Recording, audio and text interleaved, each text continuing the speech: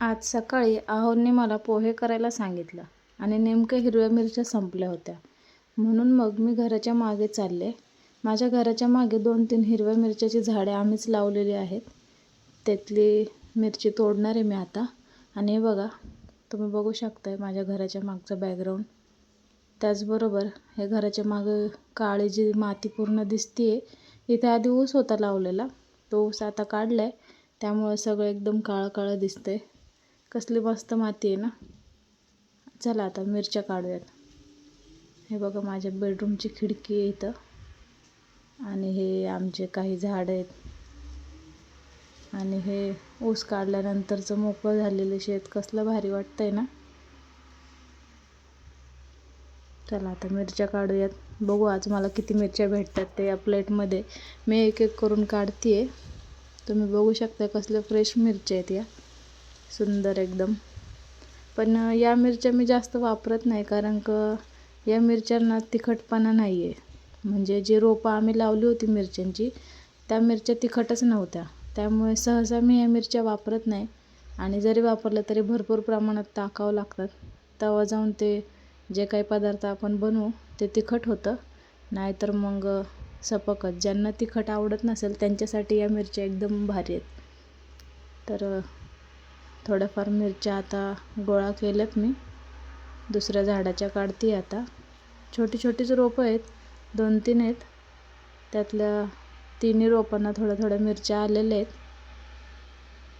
हे पानं असे आहेत ना या मिरच्यांची की मिरची दिसत नाही कधी कधी. तरी पण मी काढते आहे. तुम्ही बघू शकता. आता तिसरं झाड, म्हणजे आता 2 झाडाच्या झाल्या, तर तिसऱ्या झाडाच्या मिरच्या काढते मी. याच्या आजूबाजूला पण आम्ही बरीचशी झाडं लावलेली आहेत. चिकू, नारळ आणि पेरूचं झाडसुद्धा लावलेलं आहे. आता या व्हिडिओमध्ये एवढं तुम्हाला दिसणार नाही, पण नेक्स्ट टाईम मी कधी व्हिडिओ बनवेल तर तुम्हाला नक्की दाखवेल. आता या मिरच्या काढण्याचं काम माझं सुरूच आहे आणखीन पण. तर जेवढ्या मिरच्या निघतील तेवढ्या काढून घेते. हे बघा, आता हे आहे 4थ्या नंबरचं झाड.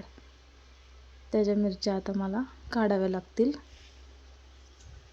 बऱ्याचशा मिरच्या गोळा केल्यात मी. बघा, एवढ्या मिरच्या आता झाल्यात सध्या.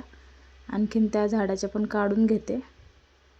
उगीच मग त्या झाडाला राहिल्या का लाल होतील आणि मग खराब होऊन जातील. त्यापेक्षा काढलेल्या बऱ्या.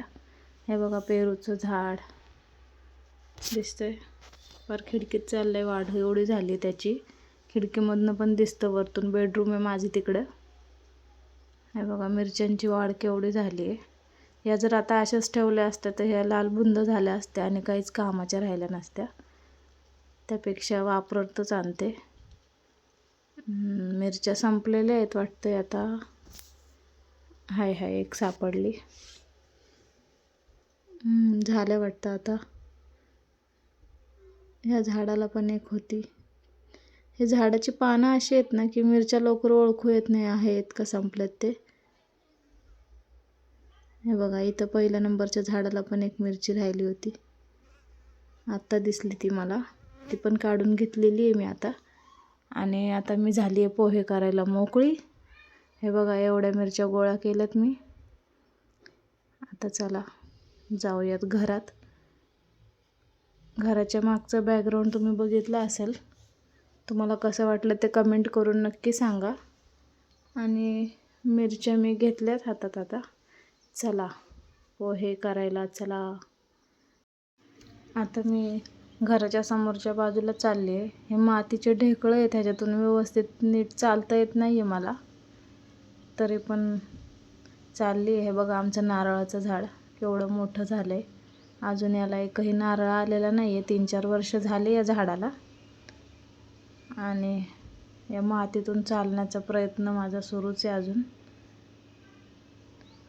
आजचा व्लॉग कसा वाटला कमेंट करून नक्की सांगा. तोपर्यंतसाठी बाय बाय. चॅनलला सबस्क्राईब करा.